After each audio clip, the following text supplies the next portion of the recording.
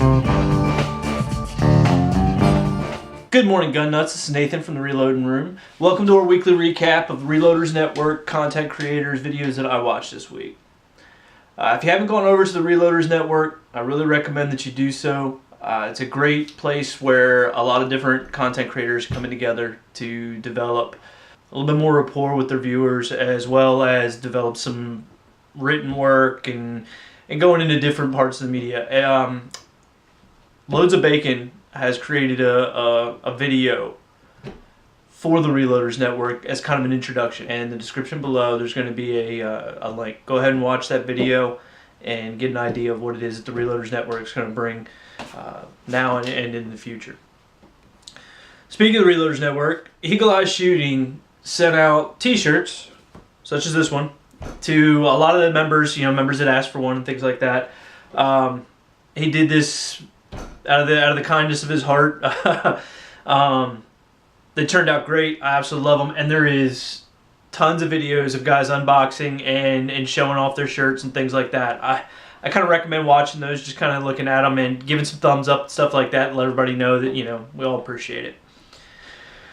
JH586SW, he sent me a mold. I think it was last week. Not last week, the week before. And we're going to do a video with that eventually, as well as Tim for the PC Bullet Empire sent me a mold. And both of them are 41 mag molds. Both of them have really good usage, and I'm really excited about using those. So I wanted to give them a special shout out here. But JH586SW, he does a video on casting kind of several different bullets.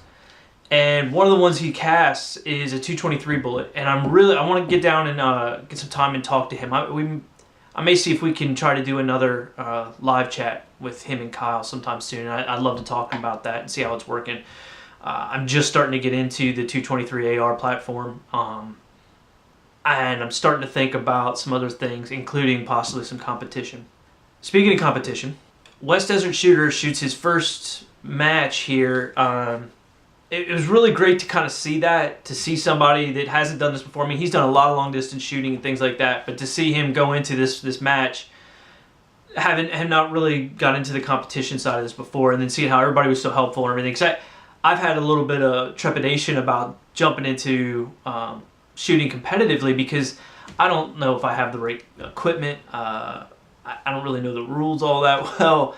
And for me, it's like I'm so used to or so comfortable shooting the way I shoot and doing what I do, that jumping into a competition shooting in a very different manner. Like I'm not a speed shooter, so jumping into a competition is kind of an odd.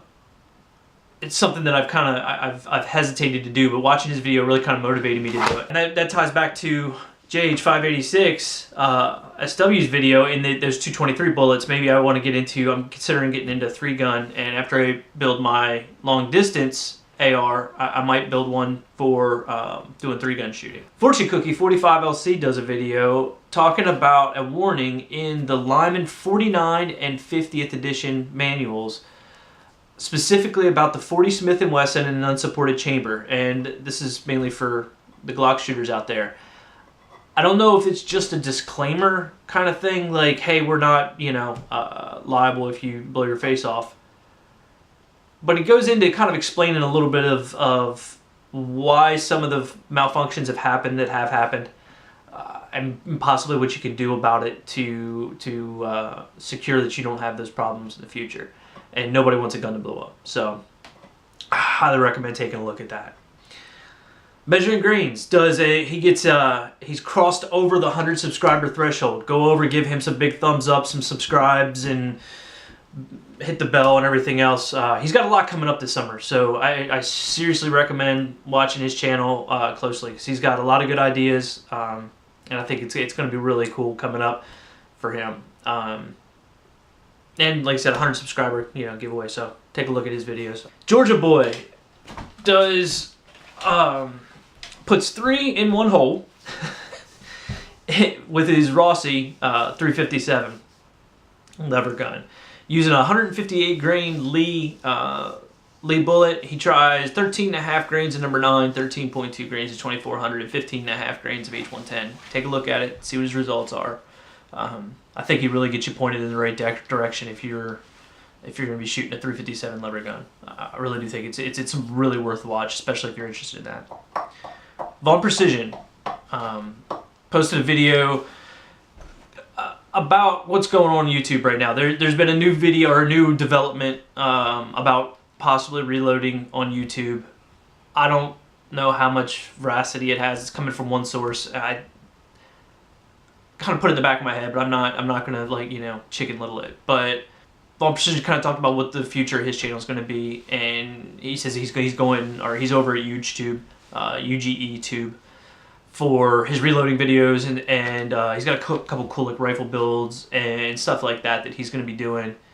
And instead of posting them on YouTube where he could get strikes or get his channel pulled, he's going to post them over at UGEtube. I don't know if he's going to do redacted videos or not, like I've been doing, but take a look at that video, see what he's going to be doing, follow what they're doing. Vaughn Precision does some really amazing work. 243 Outdoors takes a 6.5 Creedmoor and shoots a 1,000-yard milk jug challenge. Just good to watch. Relatively short video and kind of fun to see. Thor's Axe casts some 69 caliber round ball. It's a Lee mold, I think, or Lyman mold. I got confused because he was talking about a Lee mold, and then he said that it was actually a Lyman mold, but then in the description it was a Lee. I don't know. Anyway, take a look at the video. He talks a little bit about kind of the concerns about casting and somebody's nudes coming into it. Alaskan Ballistics does some ammo testing. Federal HST 24 grain plus P 9mm using HK VP9 SK, a Glock 43, a Glock 19, and a Smith & Wesson 2.0. It really kind of shows the difference at a couple inches one way or the other, what barrel length make with velocity. And that's important for those of you guys that are out there that are carrying. And we typically, personally, I've carried, and I know that big clunky guns they end up getting sat at home. All right, so we typically carry smaller guns that are more portable, that aren't in the way as much. And if you're shooting hollow points and you're expecting some kind of expansion, 100, 200, 300 feet per second, one way or the other, can actually make a difference on expansion. A pretty serious difference, actually. If they go too hot, bullet fragments, which isn't that big a deal for self-defense.